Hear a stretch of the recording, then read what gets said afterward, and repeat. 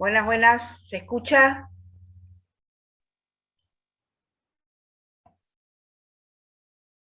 Me peino el flequillo de paso. ¿Cómo andan?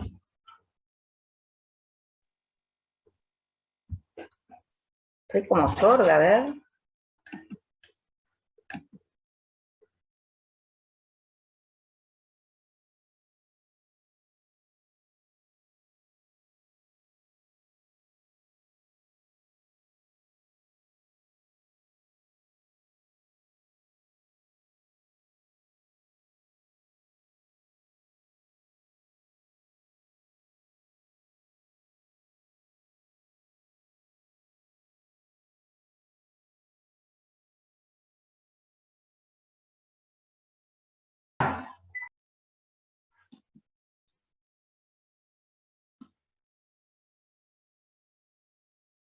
Hola, buen día. Consulta, ¿ya se arregló poner la asistencia? Porque lo he intentado y no hay caso. ¿Alguien?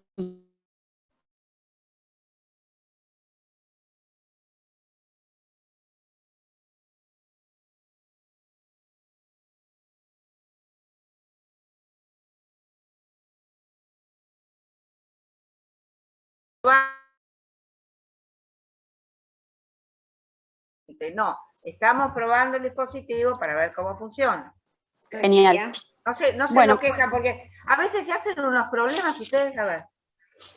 no, perdón, en realidad no queremos tener ausencias, por eso Sí, pero yo lo expliqué lo varias reclamamos. veces a esto. Ah, Lo que bárbaro, pasa es perfecto. que tengo la sensación que justo no están los que después me preguntan. A ver.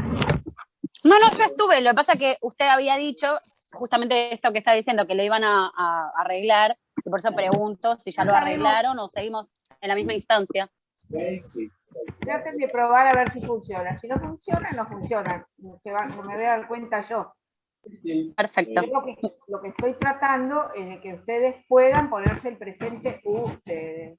¿Okay? Pero si no Bárbaro. funciona, no funciona, chicos. Yo más que esto lo puedo hacer. No soy Bárbaro. especialista de informática, no entiendo. Yo puse Muchas así gracias. y puse que se autocomplete. Bueno, si no se autocompleta, no sé qué hacer. Hoy es viernes. Repetir. Hola Clara, buen día. Te hago una consulta porque yo no puedo entrar y salir de la videollamada. ¿Lo podemos hacer cuando finalice la cursada? No hay problema. Yo ahora lo único que estoy haciendo es tratando de configurar algo que no sé si me va a salir. A ver. Bueno. Lo tienen abierto desde el comienzo de la clase hasta el final, pero después no sé, chicos, cómo funciona. La verdad que de corazón hago mi mayor esfuerzo. Pero bueno, no todo es como a uno le parece que tiene que ser. A mí me parece que tiene que ser así. Que ustedes puedan permitir al estudiante que registre su propia asistencia. Bueno, lo pongo así y me dicen que no se puede, entonces no sé qué decirles. De corazón no se puede, no se puede. Lo que pasa que lo que nos está pasando a nosotros es que entramos en las aulas y hay, en vez de haber 120, hay 40. Entonces en algún momento tenemos que frenar esto. No puede ser que haya 40 que dejen de hacer para poder estar y haya 60 que no están y igual rinden. Entonces los profesores están como descontentos. Se puede.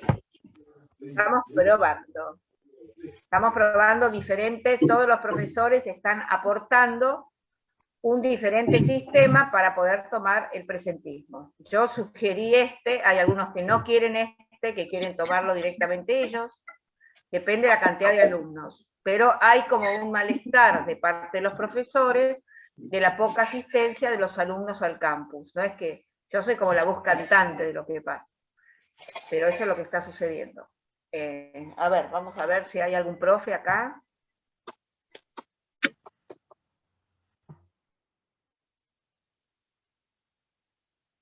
Porque yo puse eso de asistencia, pero en ningún momento giré un comunicado Si no, yo Ahí no en los quería mensajes te están diciendo que ya pudieron poner el presente algunos. eso es una cosa rara, depende sí, depende no. Pero yo no puse ningún mensaje que diga el que no tiene presente tiene ausente, no. No. Este grupo ya se juntó conmigo en didáctica y yo ya expliqué que por ahora estamos midiendo si sirve.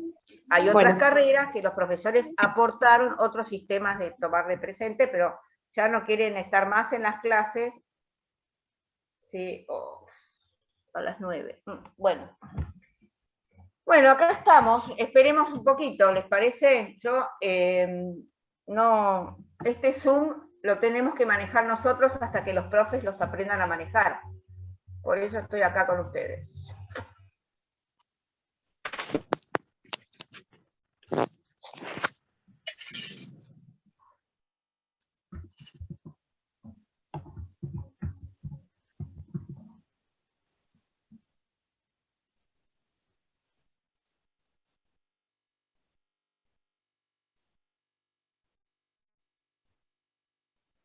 Dice que ya le avisaron a Bárbara.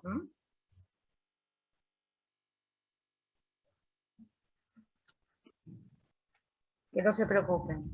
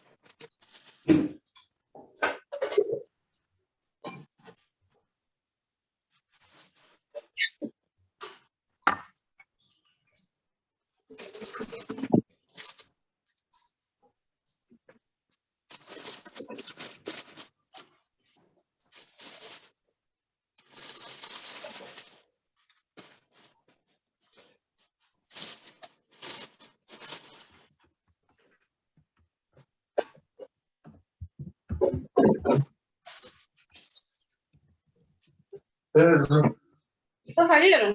Sí, sí, pero hay que ver de comer. El K igual no salió, salió yo nada más. Sí, bien.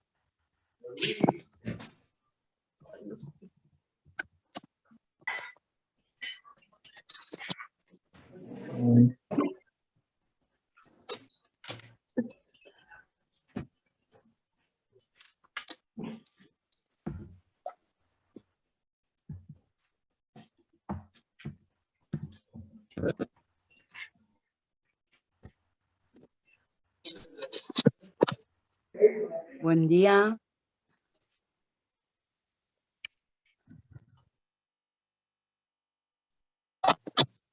Buen día, profe. Hola, buen día. ¿Se escucha? Sí. Ahí estoy activando ¿Se el escucha? video. Bien. Hola Barbie. Hola, Clary. Ahí te voy a poner como hospedador, dale, para que puedas Dale. manejar vos el aula.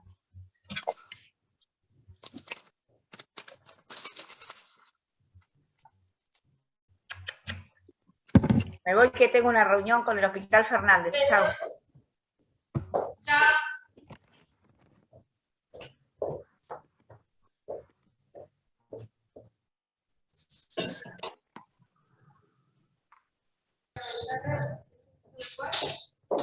Buen día. No pude poner el presente, profe.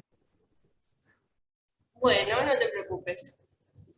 Igual se ve que se conectan y no hay problema con eso, ¿sí? Estoy muy abajo en la Muchísimas silla. gracias. Bueno, ¿cómo andan? ¿Todo bien? Buen día, profe. Todo bien. Bueno, antes de empezar, ¿tienen alguna duda de la cursada? Esperen un segundito que cierro la ventana porque hay mucho ruido, si no, ¿sí?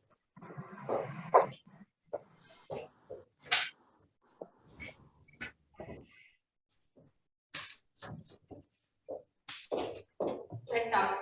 Antes de empezar, ¿tienen alguna duda de la cursada? ¿Algo que quieran preguntar? Hola, buen día. Buen día. Tengo una consulta respecto al cronograma. Me estaba fijando, el primer parcial figura el 8 de octubre, Sí. que es feriado. ¿Es feriado? Sí. El 8 y el 12 y el 11 en realidad, son feriados. No sabía. Ay, abuelo, vos Sí. Bueno, lo corremos.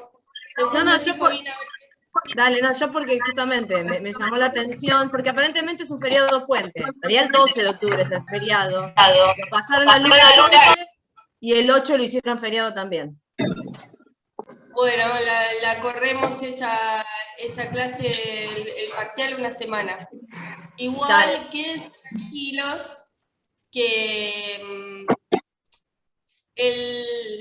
lo que va a ser el parcial va a ser igual a las preguntas que tienen cuando se pone cada clase. Okay. ¿Sí? No va a ser, o sea, va a ser muy similar. El tema se empieza, estas clases son todas teóricas y son relativamente fáciles. Se empieza a complejizar un poquito más para el segundo parcial, cuando empezamos a ver lo que es un poquito de estadística, que son las tasas. Igual con la pandemia creo que ya todos estamos un poco más acostumbrados a las tasas, lo cual en cierta forma es beneficioso. Y, por ejemplo, la moda, la mediana, las medidas de dispersión central, todas esas, pero el examen va a ser muy, muy similar a lo que se sube, y va a ser todo multiple choice, ¿no? Para completar, vieron que algunas actividades tienen para completar o para unir como con flechas para emparejar, va a ser todo choice, porque a veces hay errores del sistema en esas cosas, entonces quiero que no haya ningún error. Van a ser 20 preguntas seguramente para las que van a tener 40 minutos en contestar, y si en los dos exámenes se sacan 7, promocionan, no tienen que dar el final, ¿sí? Si alguno de los dos exámenes, es sencillo sacarse un 7, la verdad es que si estudian un poquito y ven un par de ejercicios, es sencillo promocionar. Si alguno va que esto el año pasado no pasó porque, bueno, fue el contexto de pandemia mucho más fuerte y hubo que acostumbrarse a esta forma virtual, ahora ya vienen más acostumbrados. Si alguno desaprueba un parcial, va a final directamente por más que en el recuperatorio le vaya bien, ¿sí? Eso es como es en todas las universidades. Y bueno, va a haber un solo recuperatorio para alguno de los dos. Al que le haya ido mal, al que le fue mal en los dos exámenes, recursa. Y al que le fue mal en uno de los dos exámenes, rinde un recuperatorio que es integrador. Si le va bien, después rinde el final, que va a ser muy similar, ¿sí? Y depende de cuántos haya para final, va a ser oral o escrito. ¿Estamos? ¿Alguna duda con respecto a esto? No. No pude todavía corregir los trabajos prácticos de la primera clase. El mapa. En estos días los voy a ir corrigiendo. Igualmente, el trabajo práctico está pensado como, sobre todo el de la primera clase, para que ustedes puedan estudiar las próximas clases. Es un ejercicio en realidad que aprendan a hacer un mapa conceptual para que puedan resumir qué es lo más importante de cada clase y de esa manera poder estudiar para las clases siguientes. Obviamente no va a haber mucho en los parciales de historia de la medicina, de historia de la epidemiología, porque es más teórico y con que lo lean una vez y sepan que eso ocurrió, me parece que vamos a estar más enfocados en lo que es práctico y en lo que les puede servir para su carrera, más que la historia de la epidemiología, que muchos no la van a utilizar. Al menos a mí me gusta así, que sean cosas que puedan llegar a utilizar en algún momento y que le encuentren la utilidad a la materia, que no es muy relacionada con lo de ustedes, que son más prácticos. Pero vamos a ver que algunas utilidades le van a poder encontrar a las materias, ¿sí? ¿Estamos? Bueno, si quieren, arrancamos. ¿Les parece? Esperen un segundo que ya les comparto la pantalla.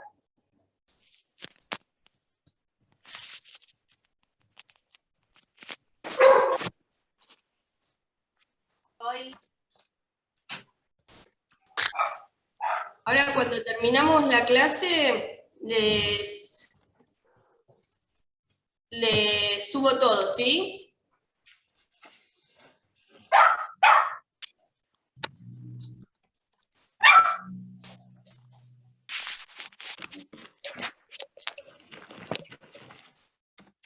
Bueno, arrancamos.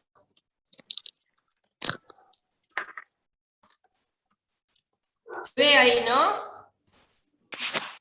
Sí, sí, se ve bien. Profesora, disculpe, ¿podrán Sí. silenciar los micrófonos porque se escucha ruido? ¿Y lo tengo que hacer yo? No, el resto de compañeras. Chicos, ¿pueden Gracias. silenciar todos? ¿Escuchaste, Melina? No, vamos a ver si se puede grabar así. Recording in progress. Listo. Bueno, vamos a volver a repasar cuáles son los usos de la epidemiología. El estudio de los determinantes de salud de enfermedad, el análisis de las situaciones de salud, ¿sí? Esto es bastante más complejo y se hace a nivel poblaciones, ¿sí? Por ejemplo, yo en mi población, haciendo un estudio de los distintos centros de salud, de atención primaria y de los hospitales, puedo hacer un análisis de la situación de salud de mi población. Es más complejo y no les interesa demasiado a ustedes. ¿Cómo evolucionan las tecnologías y los procesos en el campo de salud? Esto sí les puede interesar, ¿sí? Porque viendo cómo es la epidemiología de una población, recordamos que la epidemiología es el estudio de los determinantes de salud de enfermedad en una población. La epidemiología se ocupa de poblaciones, no se ocupa de individuos en particulares, ¿sí? Mi función es, por ejemplo, la epidemiología del partido de San Isidro. Entonces, yo tengo que estar viendo cómo evolucionan las tecnologías para ver si, por ejemplo, según la demanda que hay en los determinados centros de salud, yo voy a necesitar por ejemplo, si yo sé que tengo muchas demandas en el centro San Isidro Labrador de mamografías, por ahí es necesario poner un mamógrafo en ese centro o en el hospital de Boulogne para que acuda la población según la demanda que hay, ¿sí? Hay que ver el costo-beneficio. Y bueno, y por supuesto la vigilancia epidemiológica, que eso los epidemiólogos lo hacemos a través de diferentes formas. Primero después vamos a ver en la clase de vigilancia epidemiológica, es con las notificaciones que hacen, ya sean de las enfermedades individuales o de las enfermedades agrupadas. Y de algún caso en particular, la vigilancia epidemiológica lo que me va a permitir a mí es realizar acciones determinadas.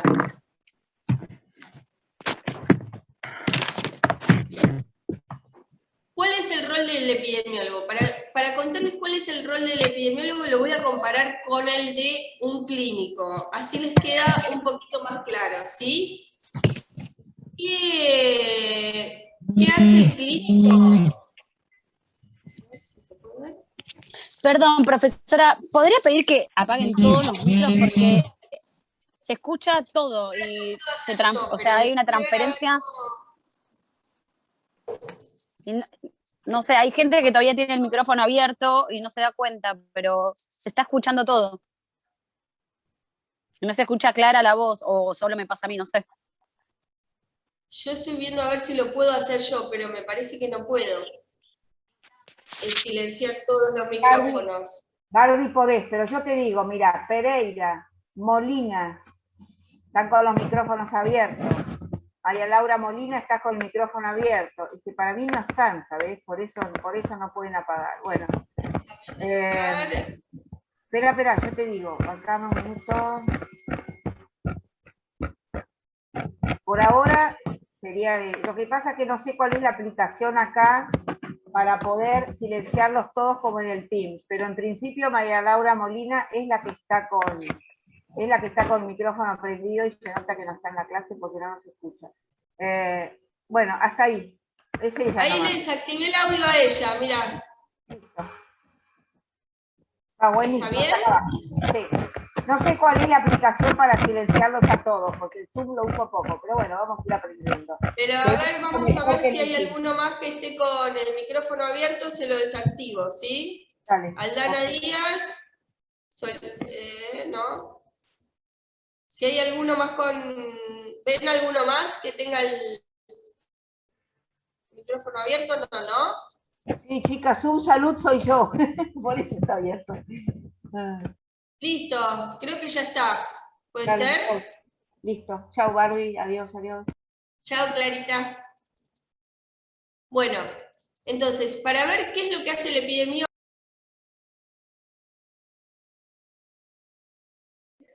Profe, se muteó. Se automutió usted sola.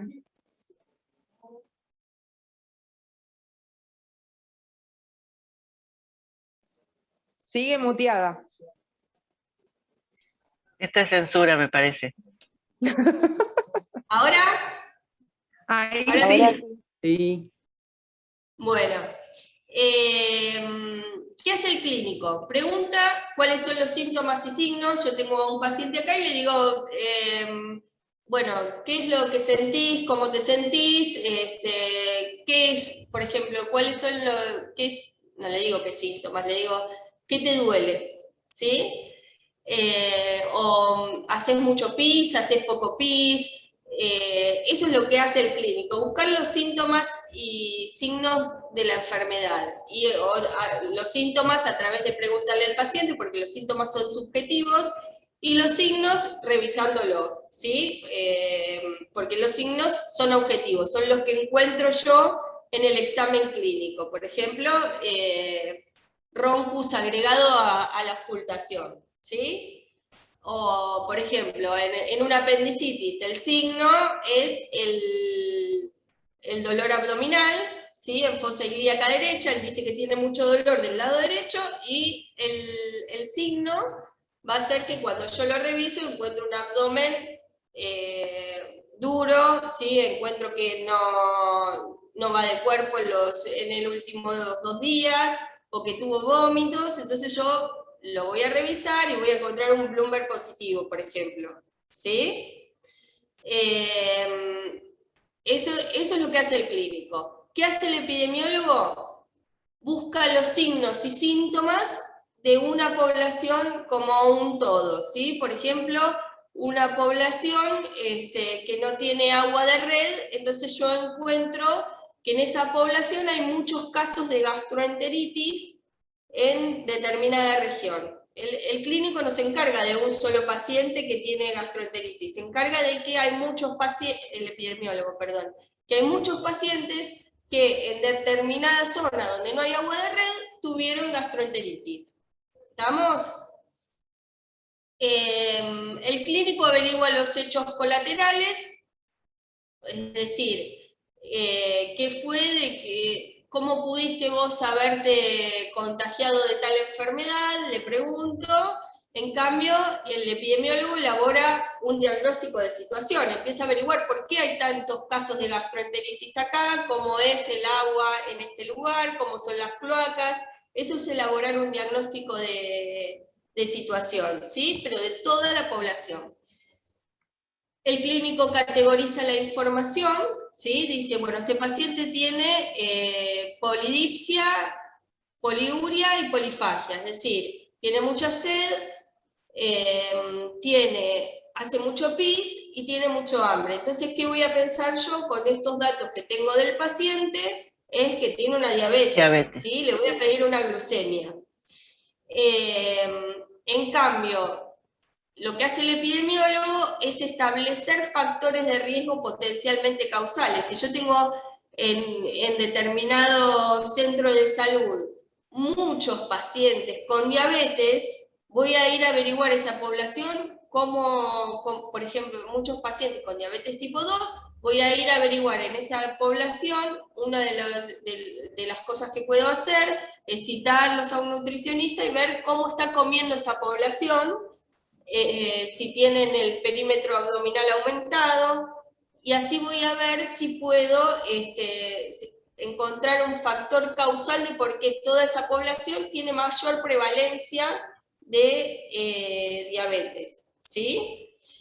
El clínico ¿qué hace? Prescribe un tratamiento, ¿sí? Ya sea, qué sé yo, metformina, glibenclamida o algo para este paciente diabético. En cambio, lo que hace el epidemiólogo es recomendar las medidas de control. Como yo tengo una población con alta cantidad de pacientes diabéticos, voy a empezar a armar planes nutricionales, a dar consejos nutricionales para estos pacientes, ver cómo es su alimentación, si es muy rica en hidratos de carbono, y ver qué puedo hacer por ahí con la ayuda de Acción Social para que esas personas dejen de comer tantos hidratos de carbono o realicen actividad física. ¿Sí? ¿Se entiende la diferencia? ¿Alguien quiere preguntar algo? Bueno, seguimos.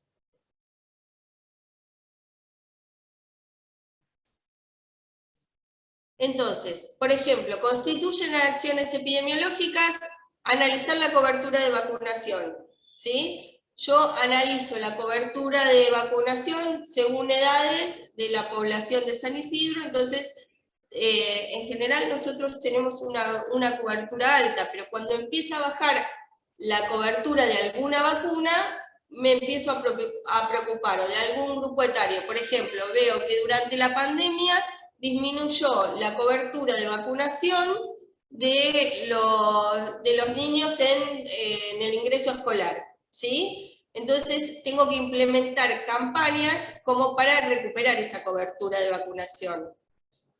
¿Eso cómo lo hago? Sabiendo la cantidad de chicos que tengo en edad escolar y la cantidad de vacunas aplicadas en los niños en edad escolar.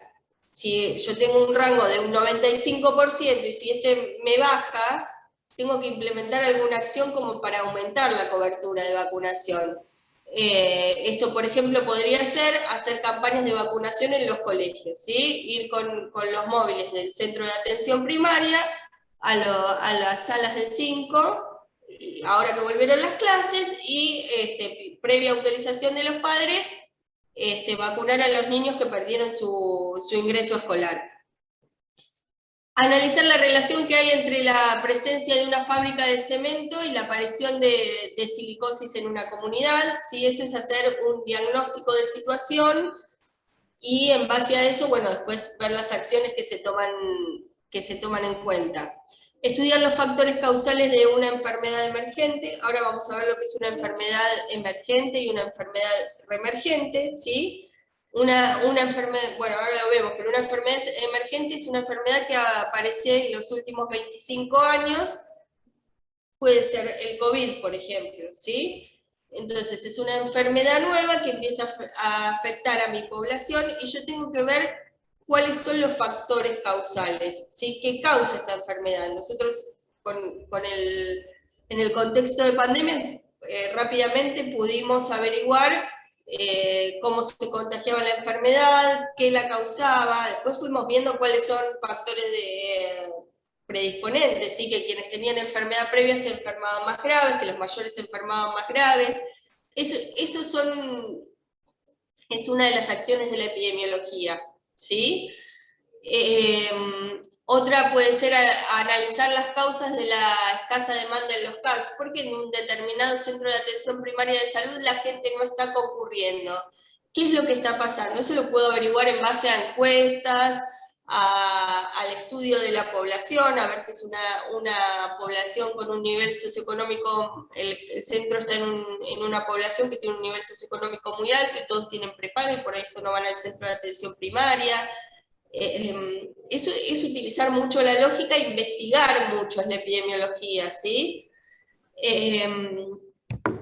Y bueno, y efectuar un estudio de la comunidad para la implementación de un estudio de atención primaria. Si yo sé que en una determinada comunidad hay, por ejemplo, mucho consumo de sustancias, a lo mejor lo que yo puedo hacer es estudiar y ver por qué en esa población hay aumento de sustancias de abuso, y ver de poner especialistas en salud mental en adicciones en ese centro, como para tratar de disminuir la incidencia o el ingreso de los jóvenes al consumo.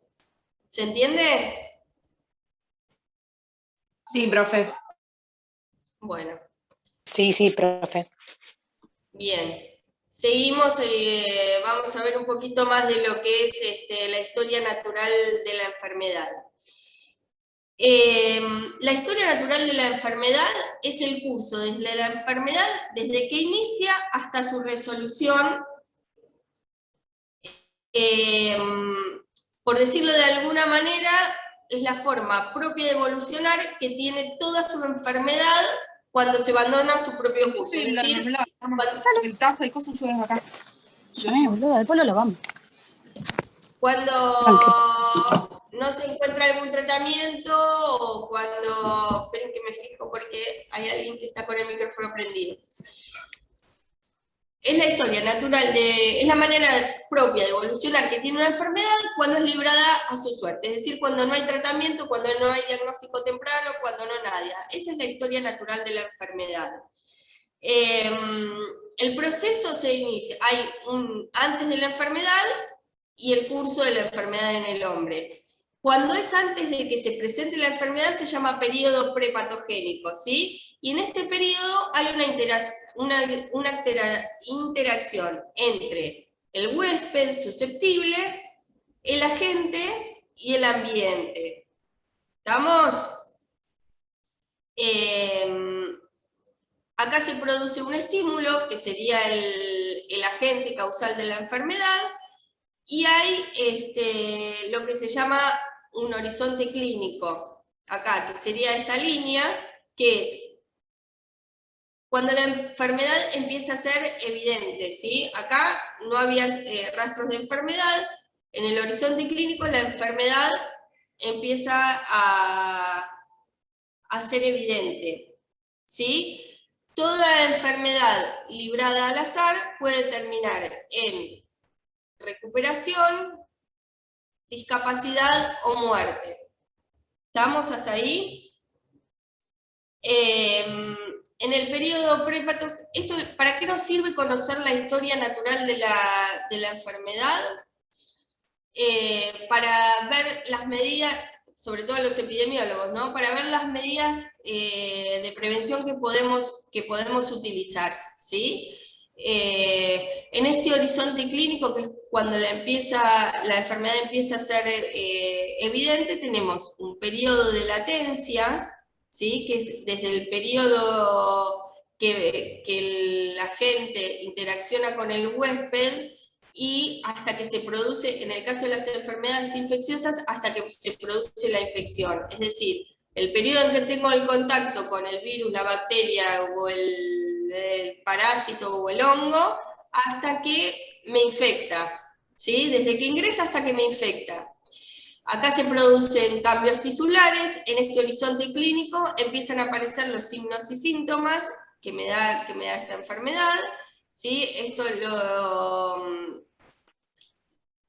o sea, el periodo, desde que empiezan los cambios tisulares hasta que aparecen los síntomas, es el periodo de incubación, ¿sí?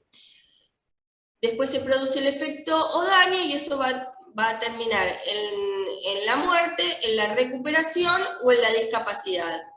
¿Estamos?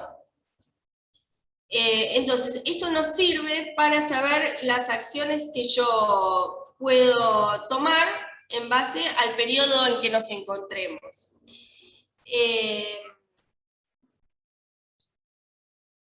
Clasificando en qué periodo de enfermedad estamos, podemos prevenirla. Entonces tenemos, en el periodo prepatogénico, tenemos la prevención primaria, donde lo que vamos a hacer es limitar la incidencia de la enfermedad, ¿sí? Es decir, que evitar que la enfermedad aparezca, ¿sí? La incidencia son los nuevos casos de enfermedad. Entonces, ¿cómo podemos hacer para evitar la incidencia de la enfermedad?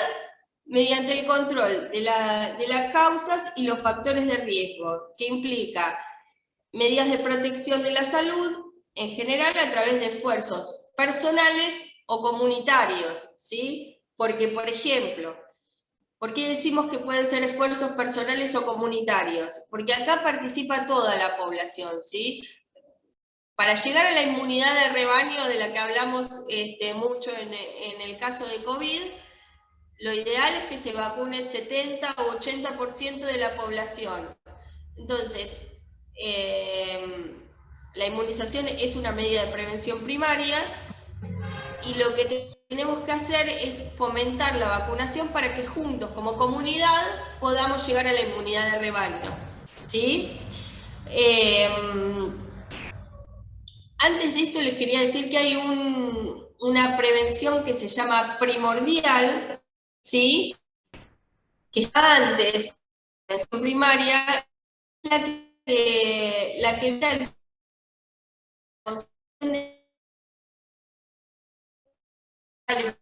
económicos que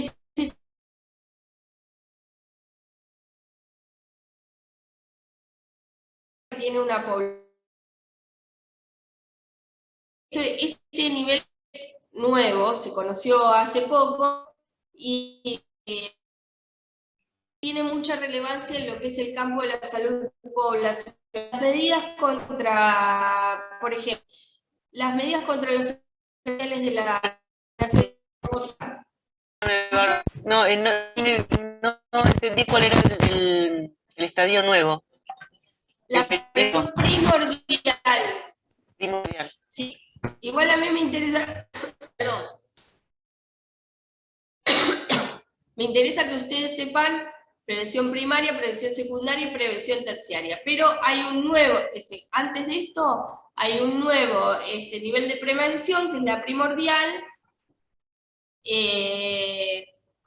que, por ejemplo, es más a nivel salud poblacional, y, por ejemplo, son las medidas que se toman, por ejemplo, cuando se reúne el G20, que dice, bueno, vamos a ver qué podemos hacer contra la contaminación atmosférica, eso vendría a ser una medida de salud primordial. ¿Sí? ¿Se entiende hasta ahí? Sí. Bueno.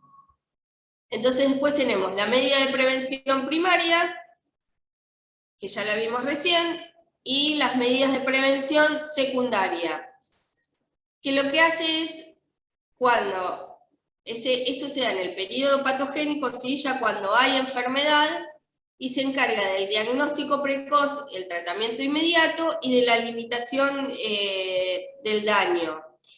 El objetivo de la prevención secundaria ya no es disminuir la incidencia, o sea, disminuir los casos nuevos, porque el paciente ya está enfermo. De lo que se encarga es de disminuir la gravedad y la duración de la enfermedad, y como consecuencia disminuir las complicaciones y la letalidad, ¿sí? Los programas de tamizaje poblacional, como las campañas masivas de Papa Nicolau, por ejemplo, el tratamiento precoz del cáncer de cuello uterino, o las mamografías, esos son acciones o medidas de prevención secundaria.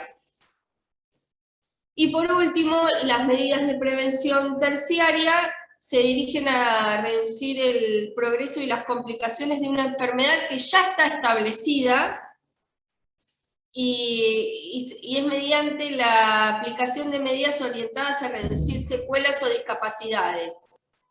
Por ejemplo, la rehabilitación en el caso de una ACV. ¿Estamos? ¿Quieren que demos algunos ejemplos más de prevención primaria?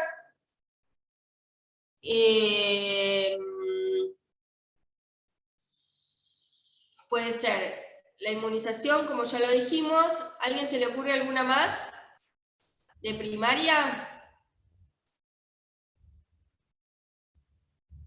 Bueno, por ejemplo, en el caso de una meningitis, si entra dentro de las primeras 48 horas, lo que puedo hacer es quimioprofilaxis a los contactos, ¿sí? Con rifampicina o ciprofloxacina. El HIV me parecía que era el ejemplo más... ¿Cómo? El contagio de HIV, por ejemplo. Bueno, en el caso de ustedes, por ejemplo, cuando se pinchan o se cortan, ¿vieron? ¿Les pasó alguna vez? Sí, a mí me pasó. Que llamaron a la RT y hasta tanto se supo el estado serológico del paciente y le sacaron sangre a ustedes y le dieron quimioprofilaxis con antirretrovirales.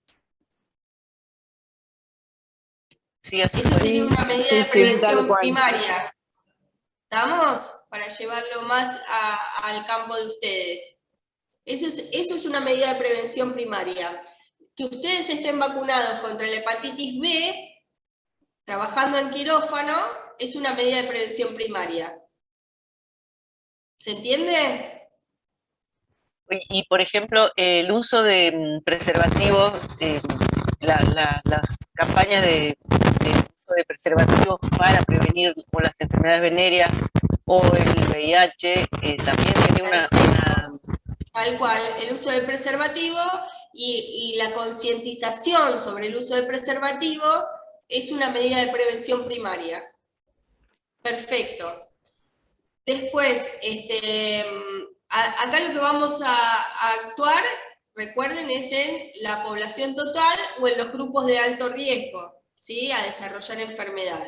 En cambio, en la prevención secundaria ya vamos a actuar sobre los pacientes. Aparte del Papa Nicolau, ¿qué otra medida de prevención secundaria se les ocurre?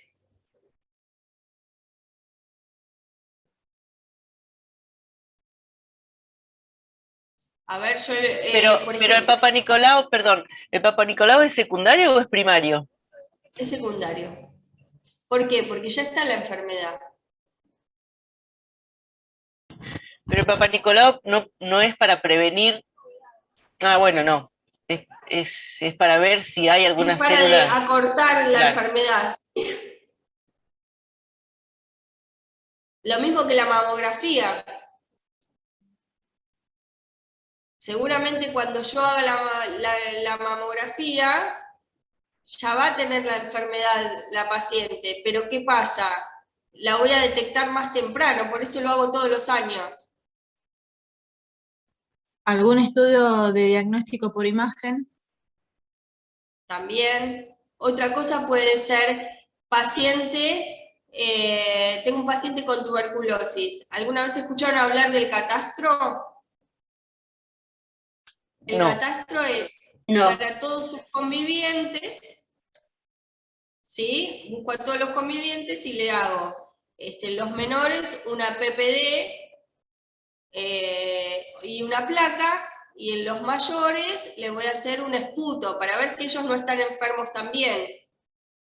Pero los voy a enganchar en el periodo que todavía no tienen síntomas y seguramente el tratamiento va a ser mejor. ¿PPD es Mantú? Sí. Perdón, entonces una endoscopía también entra como secundaria. También. Ok. ¿Estamos? Porque yo no le hago a todo el mundo, ¿sí?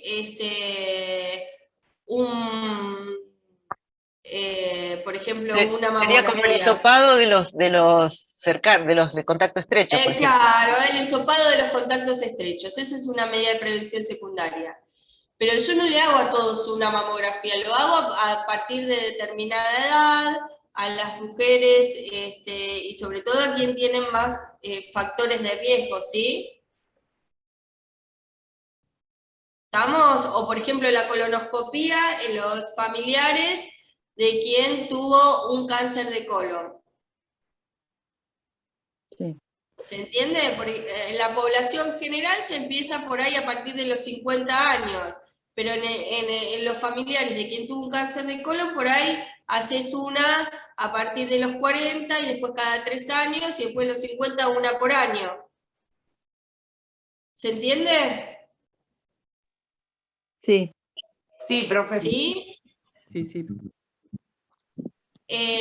Cae de maduro, pero pregunto, como para llevarlo a la actualidad. Entonces, una acción primaria sería en este caso con el COVID, el distanciamiento y el barbijo, y una secundaria serían los hisopados, como contaba Verónica. Para los contactos estrechos, perfecto. ¿Sí? Y en el caso de COVID, por ejemplo, la prevención terciaria es cuando el paciente ya enfermó, ¿sí? Ya por ejemplo estuvo internado, la rehabilitación posterior. ¿Estamos? Hay muchos pacientes que por ahí ahora no se está viendo tanto, pero después con el correr de los meses se va a ver un poco más, quienes sufrieron neumonías graves y que quedaron con pulmones rígidos, la rehabilitación kinésica respiratoria va a ser fundamental. ¿Se entiende? ¿Estamos? ¿Seguimos? Sí. Sí, profe. Acá volvemos a recordar la tríada ecológica, que es que para que haya enfermedad tienen que interactuar el huésped susceptible con un agente infeccioso, ¿sí? En este caso que vamos a hablar de las enfermedades transmisibles, y con el medio. ¿Estamos? Esto ya lo vieron, pero lo recordamos. El agente es el factor que, proveniente del ambiente o del propio individuo, por alteración o presencia o ausencia, se constituye el responsable de la presentación de la enfermedad, ¿sí? El huésped es el individuo que aloja a la gente y que por sus características biológicas facilita el desarrollo de la enfermedad, y el ambiente es el conjunto de factores físicos, biológicos y socioculturales que intervienen en el proceso salud-enfermedad. Que haya un huésped susceptible y un agente infectante es una condición necesaria, pero no fundamental para que se desarrolle la enfermedad. ¿Sí? Para esto tiene que interactuar el ambiente también.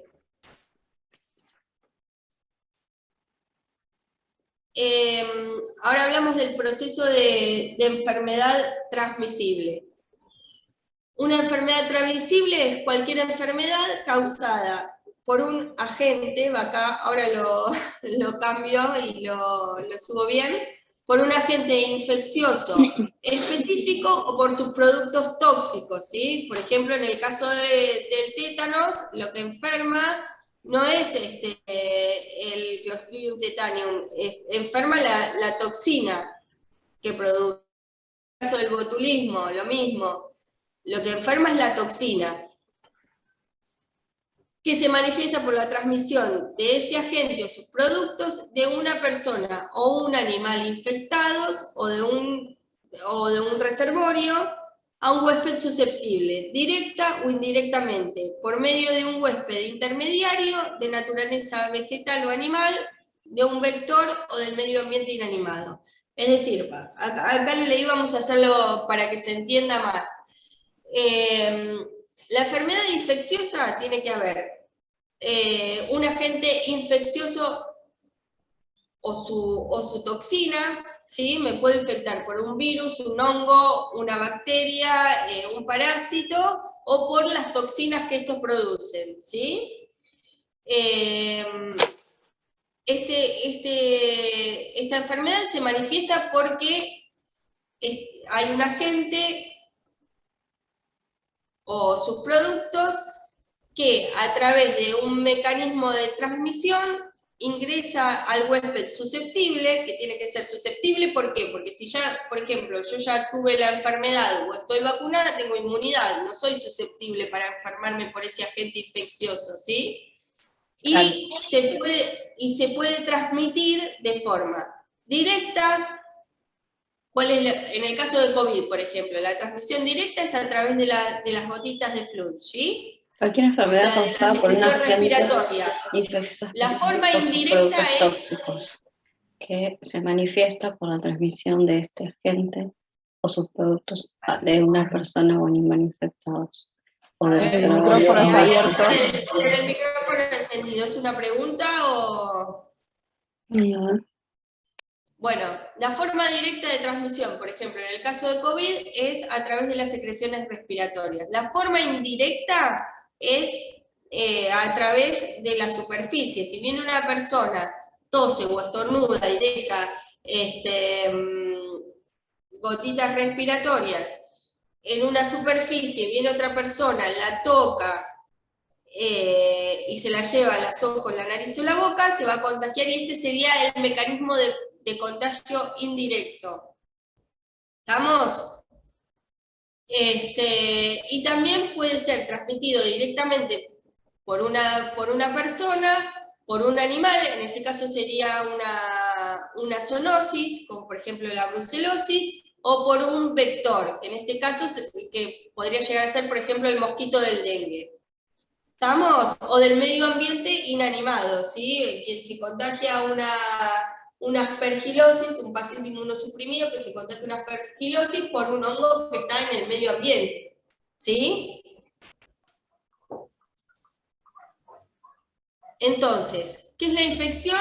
Es la entrada y desarrollo o multiplicación de un agente infeccioso en el organismo de una persona o un animal. Tiene un periodo en que puede ser inaparente, cuando la enfermedad es asintomática o subclínica, y es aparente cuando hay manifestación clínica de una enfermedad infecciosa. ¿Estamos? Bueno, para hablar de lo que es la transmisión en las enfermedades infecciosas, tenemos que hablar de lo que es la cadena epidemiológica. En la cadena epidemiológica interactúan entre sí 5 componentes, ¿sí? Que son el reservorio, que es, por ejemplo, nosotros decimos que mientras en el caso de COVID, por más que tengamos la mayoría de los adultos vacunados, hay un reservorio, que es gente no vacunada, donde el virus se puede seguir multiplicando. ¿Sí? Por ejemplo, como no está aprobada la vacunación en niños, el reservorio van a ser los niños de COVID hasta que se puedan vacunar. ¿Sí? Entonces, el reservorio es un individuo enfermo que porta los genes, pueden ser reservorios animales o reservorios inanimados, ¿sí? En el caso de determinados hongos que están en el agua o en la humedad. Después, además del reservorio, otro de los componentes es la transmisión, que puede ser por contacto directo, que ya explicamos cuál es, ahora igual lo vamos a volver a ver, por gotitas de flush, o sea, gotitas respiratorias, por lágrimas, por objetos personales, que eso sería transmisión indirecta, por agua, por alimentos o por vectores. Después tenemos un huésped potencial, que es un sujeto sano, tiene un estado, este sujeto sano va a depender de si es huésped potencial su estado de salud general, es decir, si es un paciente inmunocomprometido, si no, si tiene factores de riesgo, su estado de nutrición, si es desnutrido, si es obeso. Esto lo que nos va a dar es predisposición para enfermedades, ¿sí? La herencia es muy importante en el huésped potencial, ¿sí? Las enfermedades hereditarias y su estado de inmunidad. Después va a haber una puerta de salida que pueden llegar a ser las conjuntivas, el aparato respiratorio,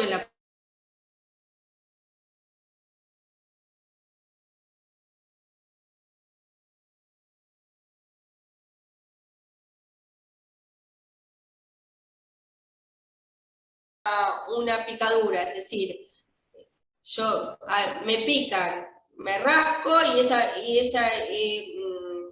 esa lesión se infecta, ¿sí? Eso sería una puerta de entrada mecánica, porque la piel que está indemne yo la abrí y por ahí ingresó una bacteria.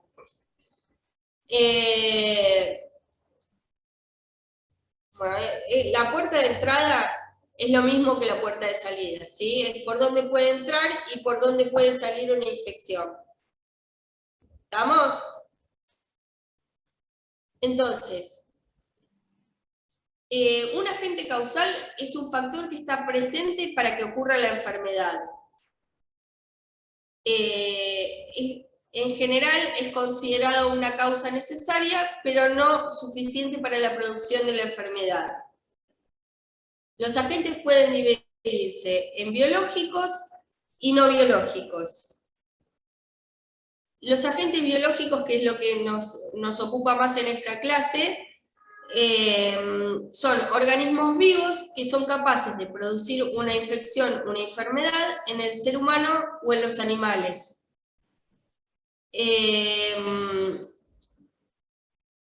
Estos pueden ser virus, bacterias, parásitos, hongos, priones o riquecias, ¿sí? Y cuando una especie ocasiona enfermedades en los humanos, se lo denomina patógena, ¿sí? Y bueno, y después los no biológicos son los agentes químicos o los físicos. Los químicos son los pesticidas, aditivos de alimentos, los fármacos, ¿sí? Hay determinados fármacos que pueden producir enfermedad, y los físicos, la fuerza mecánica, un accidente de tránsito, el calor, quemaduras, la luz, la radiación, el ruido. ¿Estamos? Igual nos vamos a encargar más de lo que es agentes causales biológicos. Con respecto al huésped, es una persona o un animal vivo, que pueden ser las aves y los artrópodos o los mosquitos, que en circunstancias naturales permiten la subsistencia o el alojamiento de un agente infeccioso. La entrada del agente biológico o no biológico en el huésped inicia el proceso de infección o el periodo de latencia de las enfermedades transmisibles, ¿sí? O sea, desde que se pone en contacto el agente infeccioso con el huésped hasta que se produce la infección, eso es el periodo de latencia. Entonces, vamos a recordar algunas enfermedades. Algunas definiciones, perdón. La infección es la entrada y el desarrollo de un agente infeccioso en el organismo de una persona o animal. Volvemos a decir que la sola presencia de agentes infecciosos no es condición necesaria. Esto se los remarco mucho porque es pregunta de examen. La sola presencia del agente infeccioso no es condición necesaria para que se produzca enfermedad, ¿sí? Depende de las condiciones del huésped y del ambiente. ¿Estamos? Esto vieron que mucha gente dice, pero ¿cómo puede ser que yo no me contagié de COVID si viví con la persona infectada? Bueno, porque la agente no es la condición necesaria para que se produzca la enfermedad, ¿sí? hay otros factores en cuenta. La infectividad es el número mínimo de partículas infecciosas que se requieren para producir una infección. La patogenicidad es la capacidad del agente infeccioso de producir enfermedad en personas infectadas, ¿sí? Esto ya lo vimos recién que lo nombramos. Y la virulencia es la capacidad del agente infeccioso de producir casos graves y fatales, ¿sí? Esto muchas veces depende del agente o depende de la carga viral, por ejemplo, ¿sí? Que un patógeno sea más virulento que otro. ¿Estamos? ¿Seguimos? Sí, profe. Sí, profe, continúe. Bueno, seguimos con los mecanismos de transmisión.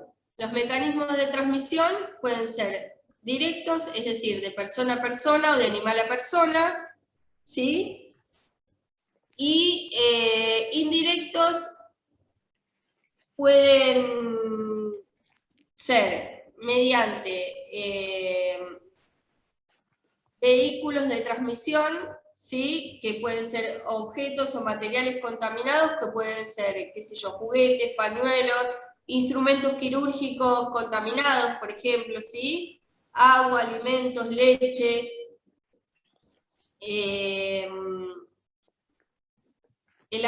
Hay agentes que perduran en los vehículos, en los objetos inanimados. ¿Estamos? Si yo me corto rápidamente con el bisturí, si bien la posibilidad de transmisión indirecta es muy baja, es muy baja, existe la posibilidad de transmisión, ¿sí? Siempre la transmisión directa es mucho más infectiva que la indirecta. ¿Estamos? Otro mecanismo de transmisión indirecta puede ser a través de un vector, que es un insecto o cualquier portador vivo que transporta un agente infeccioso desde un individuo hasta otro individuo susceptible. Por ejemplo, en el caso de dengue, el Aedes aegypti tiene que picar a una persona que está infectada con dengue en el periodo de viremia, o sea, en el periodo que el virus está multiplicando en la sangre, picar a esa persona infectada e ir volando a picar a otra persona infectada. ¿Estamos? Ese es un mecanismo de transmisión indirecta. Y bueno, después también puede ser a través del aire, que es por la diseminación de aerosoles transportados hacia una puerta de entrada apropiada, que en el caso del aire generalmente es el tracto respiratorio, ¿sí?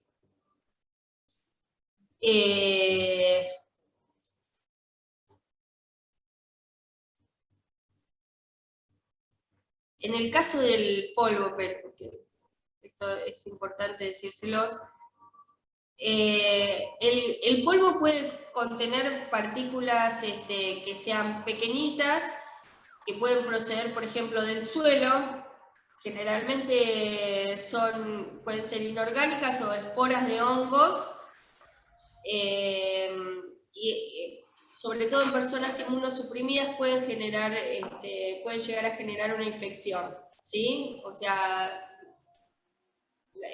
esporas de determinados hongos, qué sé yo, una aspergilosis o una histoplasmosis, general a las personas inmunocompetentes no le producen infección, pero si yo tengo muy bajitas células de las defensas, inhalo estas esporas, puedo llegar a producir una enfermedad grave, ¿sí? Que generalmente es subaguda crónica.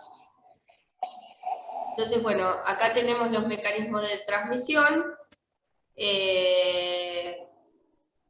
¿Conocen alguna enfermedad que se transmita a través de los besos? Los herpes. Es cuestionable. La mononucleosis.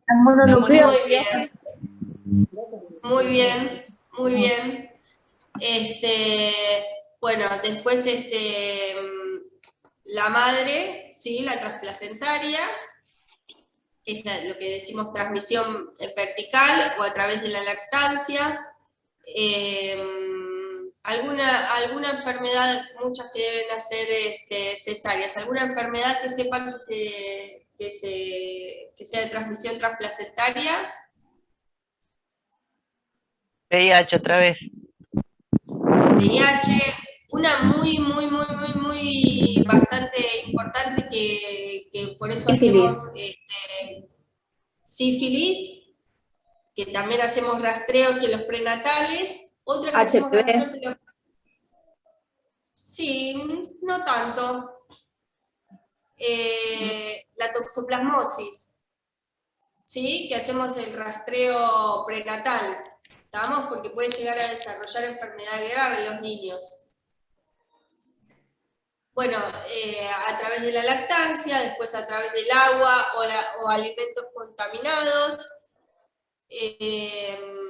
a través de elementos como pañuelos o de persona a persona. ¿Estamos? Y a través del aire, por supuesto. Una persona que estornuda, pobrecito a le está a una distancia inferior al 1,5 metros, acá hay transmisión de COVID directa. Bueno, seguimos. Ahora lo que vamos a hablar es de los reservorios.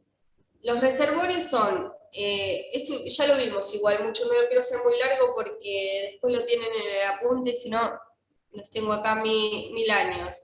Es organismo vivo, materia inanimada, donde la gente normalmente vive y se multiplican, pueden ser los seres humanos, los animales o fuentes ambientales. Ejemplos de transmisión humano, de reservorios de transmisión humano-humano, rubiola, difteria, enfermedades de transmisión sexual. Consulta, Iván. En el caso de transmisión animal-animal y ocasionalmente humano, la leptospirosis, rabia, brucelosis, carbunco, y ciclo más ciclo más complejo, con múltiples reservorios y diferentes estadios de la gente, el paludismo, que no se lo puedo explicar porque es complejo, ¿sí? Pero también hay un vector y el vector pasa por diferentes estadios y es un ciclo bastante complejo de transmisión. Entonces, con respecto a la susceptibilidad y a la resistencia, en el ámbito de las enfermedades transmisibles, la consecuencia de la interacción entre el huésped y el agente son extremadamente variables y es muy importante tener en cuenta que además de lo que vimos hasta ahora, las características del huésped contribuyen a esta gran variabilidad, ¿sí? Entonces, una persona susceptible es cualquier persona o animal que no posee suficiente resistencia contra un agente patógeno determinado que lo proteja contra la enfermedad si llega a estar en contacto con agente. Por ejemplo, vamos a hacer el ejemplo que tenemos más a mano. Una persona, un personal de salud que está en riesgo, que puede contraer COVID por estar en contacto con pacientes enfermos, no vacunado, que no haya tenido la enfermedad, es un paciente susceptible. ¿Estamos? La susceptibilidad depende de factores genéticos, de los factores generales de las resistencias de las enfermedades, por ejemplo el ácido gástrico, la tos, la mucosa, ¿sí? Estos son todos mecanismos de resistencia que tiene el organismo contra las enfermedades. La tos, cuando me dicen, muchas veces me dicen, no, pero ya me curé, pero sigo con tos. O deme un remedio para cortar la tos. Yo en general nunca doy algún remedio para abolir la tos, porque la tos es un mecanismo de defensa. Ya sea que un bicho o un virus, una bacteria quiere entrar o que tengo mucha mucosidad, que tengo que expulsar, que la mucosidad también actúa como fenómeno de barrera porque hace que se peguen los microorganismos, y después uno tose para expulsar esa tos o para impedir que el microorganismo ingrese, ¿sí? Esos son los factores generales de resistencia que tenemos todas las personas. Con la resistencia, como primer síntoma. ¿Me hicieron una pregunta? No.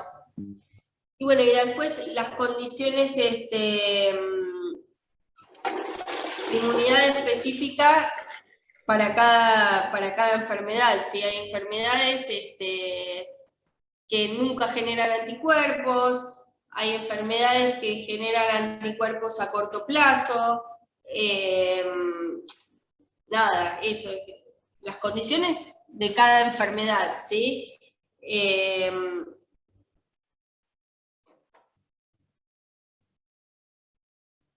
Con respecto a la resistencia, es el conjunto de mecanismos corporales que sirven de defensa contra la invasión o la multiplicación de agentes infecciosos o contra los efectos nocivos de sus productos tóxicos. Ya lo vimos un poquito también, lo charlamos en lo que es susceptibilidad. Con Profesora, sí. ¿Esta susceptibilidad y resistencia en el individuo puede cambiar constantemente de acuerdo a cómo esté su sistema inmunológico en general? Sí, okay. Tal cual. Un segundito que atiendo una llamada, ¿sí? Hola. Se cortó, ya está. Listo. ¿Lo dejo? Muchas gracias. Chao, hasta luego, gracias. Hasta luego. ¿Seguimos? Sí, chicas, los micrófonos, por favor. Bueno, entonces la inmunidad. La persona inmune tiene anticuerpos protectores específicos o inmunidad celular como consecuencia de una infección o una inmunización anterior. ¿Qué es lo que hace esta inmunidad? Que la persona pueda estar preparada para responder de forma eficaz si vuelve a estar en contacto con la enfermedad, ¿sí? Esto lo hablamos mucho también con el tema de COVID y es un ejemplo claro. Hay mucha gente que, por ejemplo, le dosas anticuerpos para COVID, que no estuvo enferma y está vacunada y dice, y yo no tengo anticuerpos, no soy inmune. Bueno, hay dos tipos de inmunidad. Está la inmunidad celular y la inmunidad humoral o mediada por anticuerpos. Cuando yo estoy en contacto con una enfermedad, lo que hace primero es ir el sistema inmune innato o el celular, ¿sí? Los linfocitos T, que desarrollan una memoria, ¿sí? Y lo que hacen es atacar al virus para que no se pueda reproducir. Y después se producen en un segundo tiempo los anticuerpos, que son los encargados de que cuando el virus quiere, o el virus, o la bacteria, o el agente infeccioso quiere ingresar al organismo, se encargan de unirse a este virus, ¿sí? Porque tienen una cerradura parecida a la célula y hace que, lo que hace es neutralizarlos. Entonces, un individuo inmune es el que tiene inmunidad celular o inmunidad humoral, o mejor aún si tiene las dos. ¿Estamos? ¿Se entiende esto? Profesora, perdón, ¿hay otra diapositiva o nos quedamos en susceptibilidad y resistencia? No, seguimos. No, pregunto por lo que estaba hablando recién, si está está escrito en algún lado, o había que tomar apunte, perdón, de eso. No, esto, sí, hay un apunte de esto, igualmente, nada, la explicación, no la tomes como apunte, cualquier cosa después me preguntás, ¿sí? De vuelta. Okay. Pero lo que tienes que tener en claro es que una persona inmune es una persona que o estuvo en contacto con un microorganismo o está vacunado para determinada enfermedad. Esto lo que va a hacer es generar inmunidad celular e inmunidad mediada por anticuerpos, que son dos tipos de inmunidades que tenemos, ¿sí? Las dos actúan en conjunto, o en el caso de que, por ejemplo, no desarrolles anticuerpos, actúan cada cual por su lado, pero lo que hacen es frenar a la infección si se vuelve a estar en contacto con el mismo germen. ¿Estamos? ¿Se entendió ahí un poco mejor? Igual está en el apunte, ¿eh? O sea que puede ser que la inmunidad por la vacuna que recibiste o por haber cursado la enfermedad. Claro, ¿Es eso? tal cual. Ahora vamos a ver cuáles son los tipos de inmunidad. Hay dos tipos de inmunidad. La inmunidad pasiva, que en general tiene corta duración, ¿sí? Que puede ser de algunos días a varios meses, se puede obtener de forma natural, es decir, por transmisión materna o transplacentaria, o de forma artificial, ¿sí? Como puede ser la inoculación de anticuerpos protectores específicos, por ejemplo, el suelo de convalecientes, ¿sí? Entonces, esto sería inmunidad pasiva. Es decir, que el organismo no hace nada para producir esta inmunidad, sino que es transmitida a través o de la mamá, o por ejemplo, en el caso del artificial, los sueros de convalecientes. ¿Estamos? La inmunidad activa, en general, tiene más larga duración, suele durar años, y se puede adquirir naturalmente como consecuencia de una infección, que puede ser, o de la enfermedad, pero puede ser clínica o subclínica, ¿sí? Hay gente, por ejemplo, que no recuerda haber tenido COVID y tiene anticuerpos. Disculpe. ¿Le puedo hacer una consulta? ¿Me puede explicar lo de suero de convaleciente? Si es así como lo entendí. Sí, lo que hacen en el suero de convalecientes, le sacan plasma, ¿sí? A una persona que ya tuvo la enfermedad y que tiene anticuerpos, y te lo inyectan a vos, que no tenés anticuerpos y estás en contacto con la enfermedad, para que los anticuerpos de esta otra persona puedan actuar y defenderte a vos. Gracias. ¿Se entiende? Sí, sí. Entonces eso es lo que te daría, es una inmunidad pasiva de corta duración, pero vos no hiciste nada para producir estos anticuerpos. En realidad son los anticuerpos de otra persona que ya luchó contra la enfermedad y generó estos anticuerpos. Y en el caso, bueno, de la inmunidad activa, ya dijimos que suele durar años y puede ser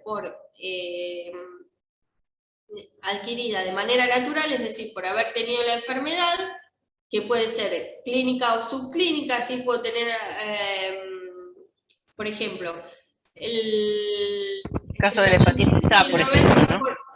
¿Cómo? Caso de la hepatitis A, muchas veces ni sabemos que la cursamos. La hepatitis A, perfecto. Hoy yo iba a decir la hepatitis A, que se da en la infancia y en general pasa como una gastroenteritis y nunca nadie sabe que los niños tuvieron hepatitis A. Puede ser la toxoplasmosis también, ¿sí? Por ejemplo, en Francia el 90% de la población tiene serología o anticuerpos para toxo, y es porque en general comen la carne muy cruda, no comen la carne tan cocida como nosotros. Y nunca se enteraron que tuvieron toxoplasmosis. ¿Se entiende? Y bueno, y otra forma de inmunidad activa es la vacunación, ¿sí? Es artificial porque en realidad se genera porque me están aplicando una sustancia, pero mi organismo responde contra esta sustancia, genera los anticuerpos y la inmunidad celular, y lo que hace es protegerme durante muchos años. ¿Estamos?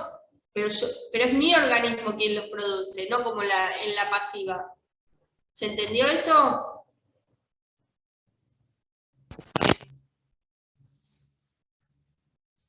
Entonces, vamos a hablar de patrones comunitarios de ocurrencia de una enfermedad. ¿Qué es una endemia? Este término lo que hace es denotar la presencia habitual de una enfermedad o un agente infeccioso en una determinada zona geográfica o grupo de población. Es En realidad es la prevalencia habitual de una enfermedad en una determinada zona. A ver, por ejemplo, ¿se les ocurre algún ejemplo? Y en una época El Chagas en el norte. era endémica de Córdoba. El Chagas en el norte Chagas también. en el norte, perfecto. Y lo otro no escuché lo de Córdoba. Que en una época la tuberculosis era endémica en Córdoba. Después. Claro. Sí, hay lugares que sí.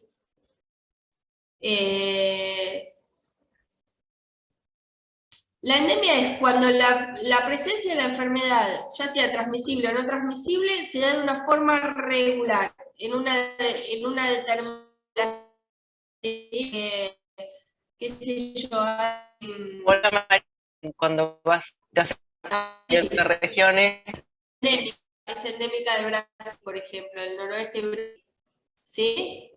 Muy bien. Estamos. Puede ser una cosa también que sea endémica de una nación, qué sé yo, en una determinada... El hipotiroidismo también en otra época, faltaba yodo en Córdoba, era eco de Córdoba. También, perfecto. Muy bien. ¿Qué es una anemia? Esperen, primero a brote. Esto lo cambio de un brote es la aparición de 2 casos o más de la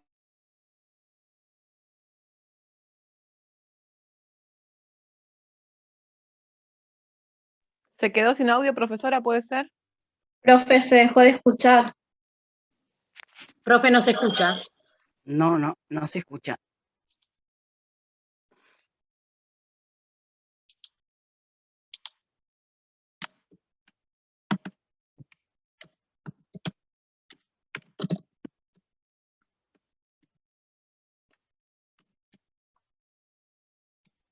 Oh, ¿qué pasó?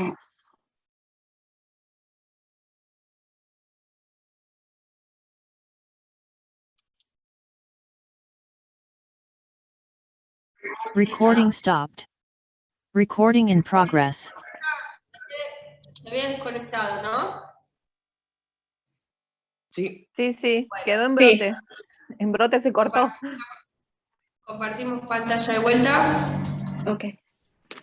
¿Lo de brote se escuchó? No, quedó en brote. Ahí se cortó. Cuando dijo brote se cortó. Exacto. Bueno, brotes son 2 casos o más de una misma enfermedad asociados en tiempo, lugar y persona, o el incremento significativo de casos en relación a lo que habitualmente se presenta, ¿sí? Por ejemplo, yo tengo un promedio de 80 casos anuales de tuberculosis. Si yo hay un año que tengo 120,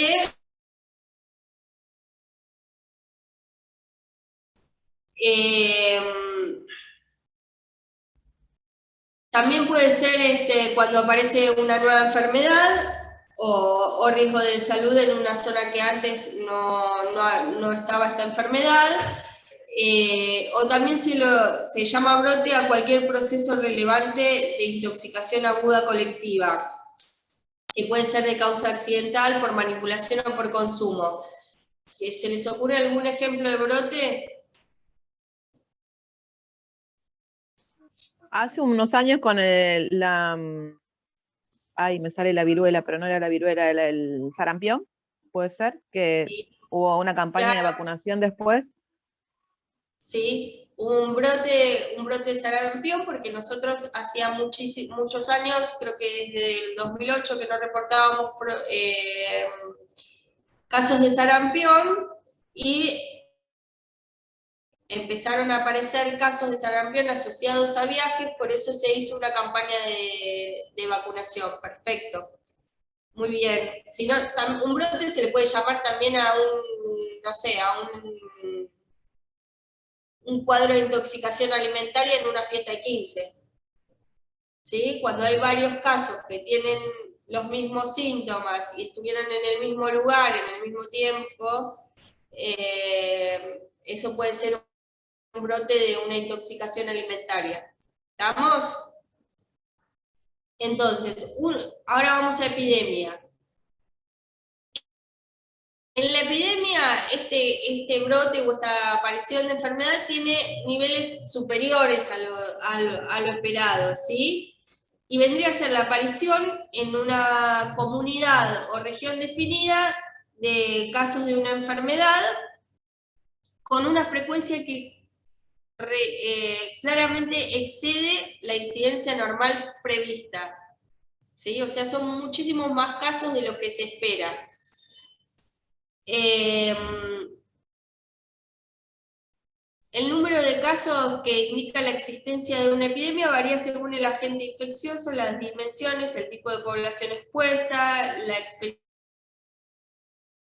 previa o la falta de exposición a la enfermedad. La epidemicidad es relativa a la frecuencia habitual de la enfermedad en una misma zona, entre una población especificada y en la misma estación del año. ¿Recuerdan alguna epidemia? ¿Algún ejemplo de epidemia? ¿La fiebre amarilla? La fiebre amarilla. ¿El cólera? Empezó siendo El cólera. El cólera también. El dengue. ¿La fiebre reumática? ¿Puede ser? No. ¿No? El dengue, profe. La gripe A. El dengue fue una epidemia, ¿sí? Porque nosotros no, o sea, esto en realidad se debió a los cambios climáticos, después buscamos las causas, pero nosotros no éramos un área de dengue, y sin embargo en el 2016 hubo una epidemia de dengue, ¿sí? Por la cantidad de casos que hubo en el país, donde habitualmente no había, pero ya excedían la magnitud de brote, ¿sí? No eran unos pocos casos en una región particular, ya era una cantidad de casos que rebalsaba lo que es un brote. Y el COVID en China empezó siendo una epidemia, ¿sí? Después se transformó en pandemia. La pandemia es la afectación de una enfermedad de personas a lo largo de un área geográfica extensa.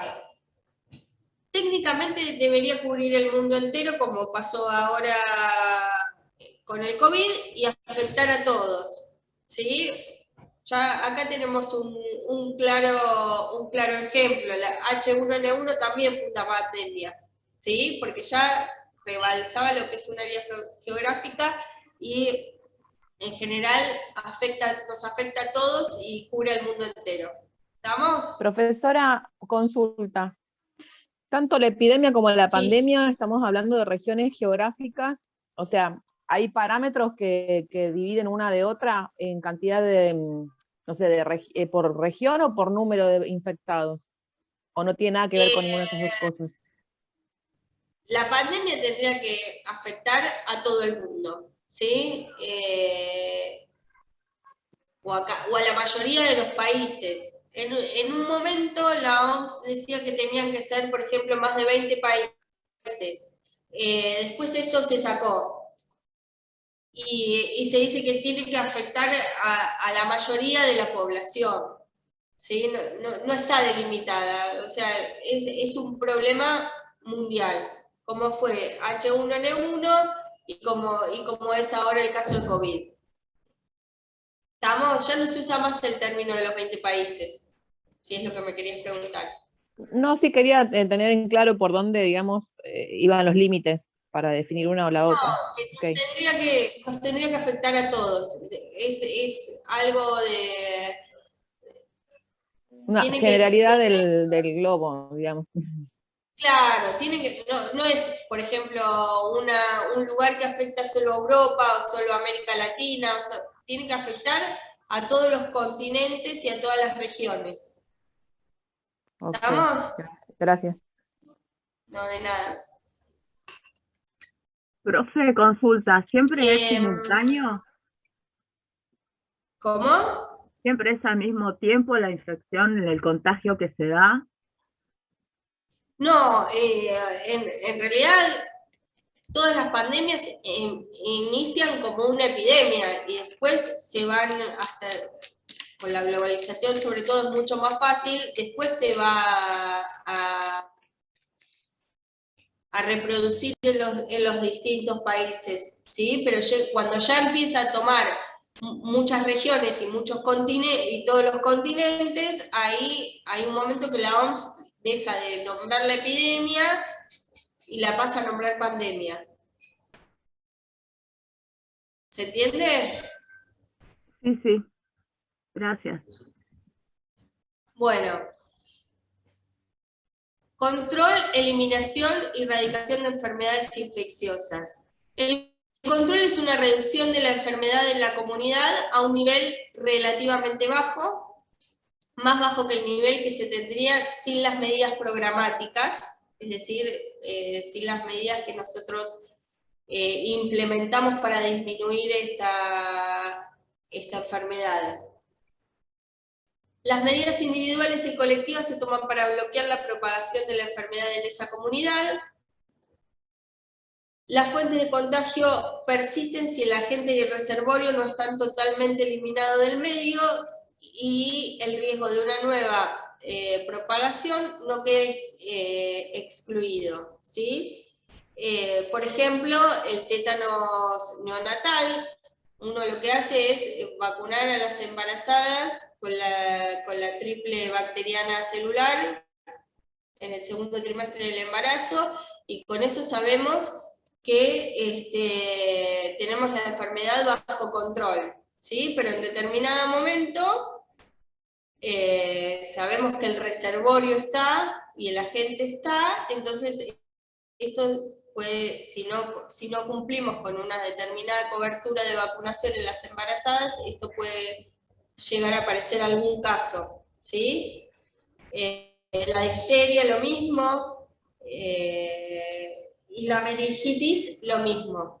¿Estamos? Uno vacuna a todos, a los bebés y a los niños de 11 años para no tener casos de meningitis, pero el Neisseria meningitis sigue como reservorio, ¿sí? Y en algún momento, si se bajan las coberturas de vacunación, puede volver a producir enfermedad o brotes. ¿Estamos? Las medidas de control van a estar dirigidas contra el reservorio, ¿sí? Que puede ser en el caso de la rabia, la inmunización de los animales. Con medidas que interrumpen la transmisión de los organismos, ¿sí? Por ejemplo, en el caso del cólera, la cloración del agua, ¿sí? Para evitar las enfermedades transmitidas por el agua. O medidas que reducen la susceptibilidad del huésped, la vacunación. ¿Vamos? Esas son las 3 medidas que tenemos como para controlar una enfermedad. La eliminación de una enfermedad es el conjunto de medidas que se toman con el objetivo de que desaparezca una enfermedad en la comunidad. Son los últimos esfuerzos para la destrucción del agente a todos los niveles, humano, medio ambiente, laboratorio, ¿sí? O sea, que no haya más evidencia de esta enfermedad. En el caso anterior, en el caso de control, teníamos controlado, pero había reservorios. Acá queremos, para que la enfermedad desaparezca, tenemos que eliminar todo. ¿Sí? ¿Tipo la viruela, profe? Perdón. ¿Tipo la viruela? ¿Una cosa así sería? No, la viruela está erradicada. Ahora lo vemos. Ah, listo. Gracias. Ahora, espera que seguimos. La persistencia de casos esporádicos sin relación epidemiológica es aceptable, ¿sí? O sea que puede haber algún caso esporádico, qué sé yo, de polio en Afganistán, que son los países en los que hay, pero no es que hay polio como había antes en todo el mundo, ¿sí? Es necesario prevenir y neutralizar la reaparición de la enfermedad en la comunidad. Entonces es importante controlar las nuevas fuentes de contagio para poder eliminar una enfermedad. Y son ejemplos de eliminación, el virus salvaje de la polio. Vieron que la polio antes se daba la Sabin y la sal. La polio tiene 3 serotipos, B1, B2 y B3. B2 ya está eliminado, ¿sí? No hay más en ningún lado, no hay casos de polio del serotipo B2 en ningún lado. B3, hay lugares en los que hay, ¿sí? Que son, por ejemplo, en Afganistán hay casos. Hay una página que se llama polioeradication.org que dice dónde se encontraron los casos de polio en los últimos 2 años. Por eso se sigue utilizando la sal como medida de control hasta que lleguemos a la erradicación. Y la erradicación está definida como la eliminación de todo el mundo. En este caso sí es la viruela, ¿sí? Ya está eliminada en todo el mundo. A la eliminación de la propagación del agente en una comunidad determinada se le agrega la existencia de una eliminación a nivel mundial, es decir, su desaparición total. La rapidez y la factibilidad de transporte moderno hace necesario que la erradicación deba realizarse a escala mundial.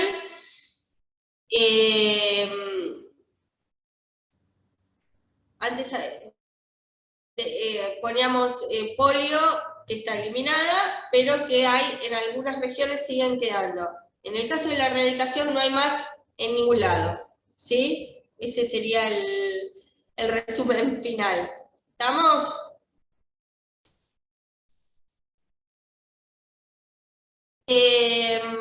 Y bueno, y esto les voy a dejar más que nada para que piensen ustedes. Es un pequeño caso clínico que tiene que ver más con ustedes que conmigo, entonces por ahí lo van a saber responder mejor ustedes en base a lo que vimos en clase.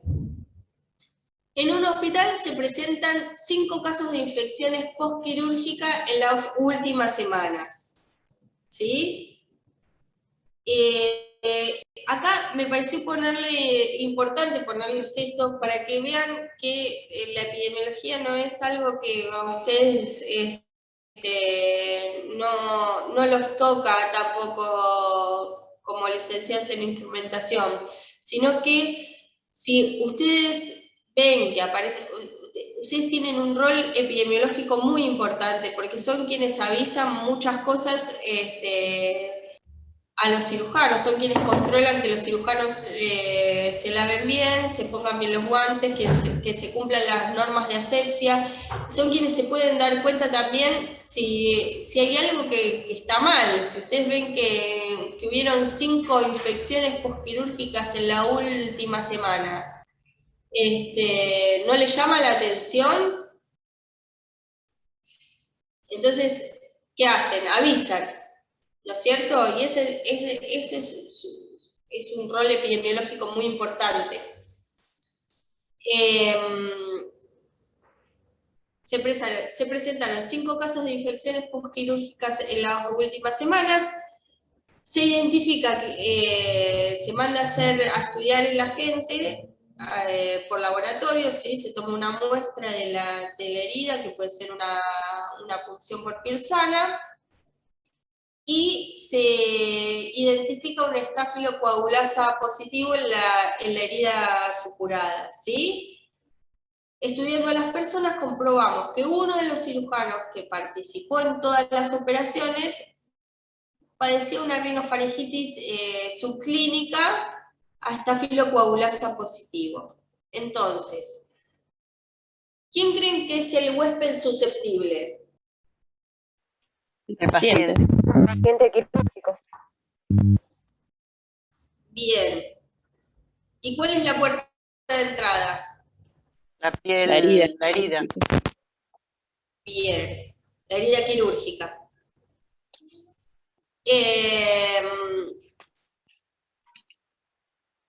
¿Quién fue el portador? El desgraciado del cirujano. El cirujano. Muy bien, rétenlos. Rétenlos Porque es lo que se les seguramente canta. tenía el barbijo abajo de la nariz. Claro, Sí. Bueno, rétenlos porque hacen lo que se les canta. Y Correcto, correcto. muy bien. ¿Cuál fue la puerta de salida? La nariz. La nariz. ¿Sí? La nariz no La cubierta con el nariz, barbijo. o se tocó la nariz y fue a arreglar la curación, o vaya uno a saber, pero sí, la nariz es la salida. Ujú. También puede ser un objeto inanimado, por ahí tenía medio bajo el barbijo y estornudó o algo y utilizó mismo los elementos para... ¿No? O lo fue a ver a la habitación después de la cirugía, sin el barbijo, y le tocó la curación a ver si estaba bien, y pues, También. Bien. Entonces, Pero salió por la nariz, ¿no? Principalmente la puerta de salida. claro. Sí. Entonces, ¿qué medidas de control se le ocurren que podemos tomar? En el caso del huésped, es un paciente enfermo, ¿sí? Entonces, lo que podemos hacer es incrementar la resistencia de este paciente, que mucho no se puede hacer, porque pobrecito, ¿qué le vamos a hacer? Darle el antibiótico profiláctico y nada, ver que a su condición de nutrición más lo mejor posible. Nada.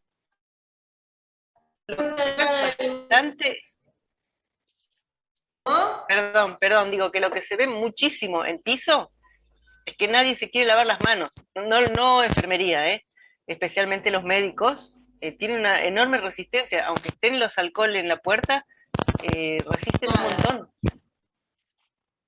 Es terrible. Parece que no aprendimos nada con la pandemia, ¿no? Desde que antes de que se usaran los guantes, de que se descubrió.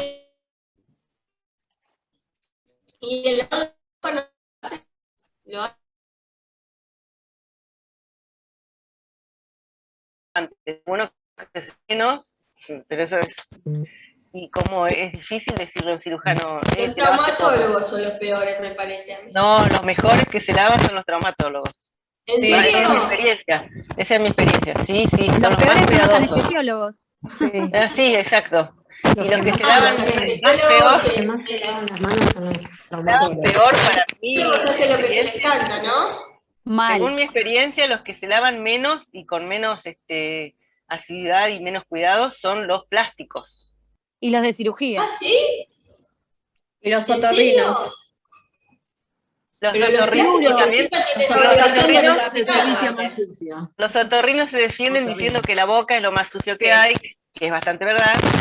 Sí, pero importa. Algunos ni se lavan porque van con los guantes no estériles, porque es la boca. Vaya. Pero sí, los traumatólogos son los que más se cuidan. Los plásticos no me lo imaginaba.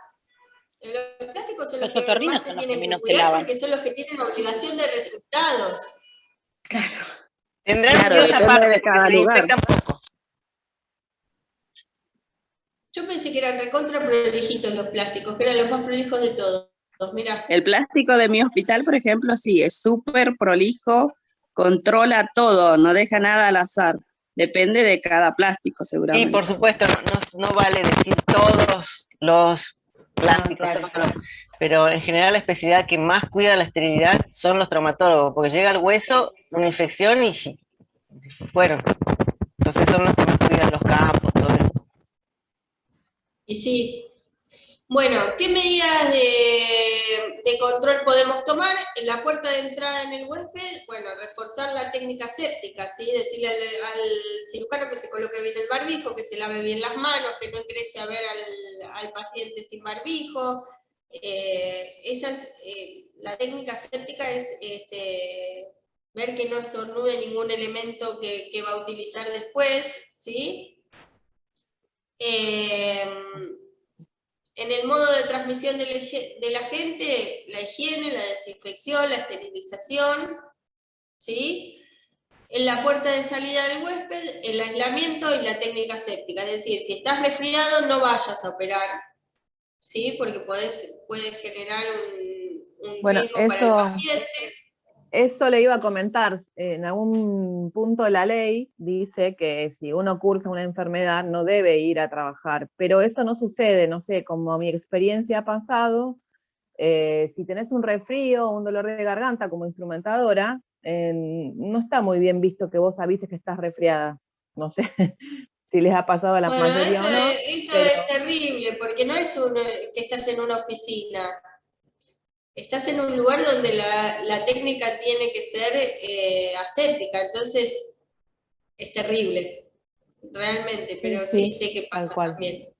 Sé que pasa. Lo mismo los cirujanos van este no quiere venir a trabajar, este no quiere venir a trabajar, cuando en realidad uno está en pos del paciente y lo que tiene que hacer es proteger la seguridad del paciente.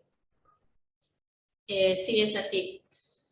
En cuanto al reservorio que dice el médico, rápidamente hay que decirle que estás infectado y en el caso de que correspondiera darle un tratamiento oportuno y terminamos. ¿Alguna duda? ¿Algo que quieran preguntar?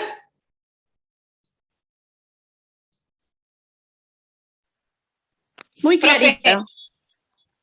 Profe. Sí. Soy Paola, hola, ¿cómo le va? ¿Cómo estás? Le hago una consulta porque la verdad la diapositiva es muy explicativa, es muy bueno lo que usted subió. ¿Hay alguna forma de que usted eso nos pueda enviar a nosotros para poder estudiar de ahí? Yo les voy a, como en todas las clases, yo subo la clase y desgrabada la clase. O sea, todo lo que yo dije va a estar grabado, o sea, yo ya lo tengo hecho, ya lo tengo desgrabado, y les subo el apunte, para que ustedes tengan exactamente lo mismo que yo digo en clase, pero escrito y no tengan que estar tomando examen ni nada. Buenísimo, bueno, profe, muy amable. Eso búsquenlo en bibliografía, la parte de la bibliografía yo les pongo la desgrabación de la clase, de todas las clases va a estar. Genial, profe, gracias. Y las preguntas salen de ahí. Muy bien, muy amable. ¿Alguna otra duda? Perdón, yo me consulto de vuelta por el tema del examen e insisto en esto porque tengo que pedir día de examen en el trabajo. Entonces lo pasamos para el viernes siguiente, no el 8, sino el que sigue. Sí. Ok, gracias. ¿Listo? Gracias, profe. Se me cortó, ¿puede ser? No. No, ahí está. No, de nada, gracias, chicos. profe. Cualquier cosa me escriben, ¿sí? Muchas gracias. Muy claro, profesor. Buen fin de.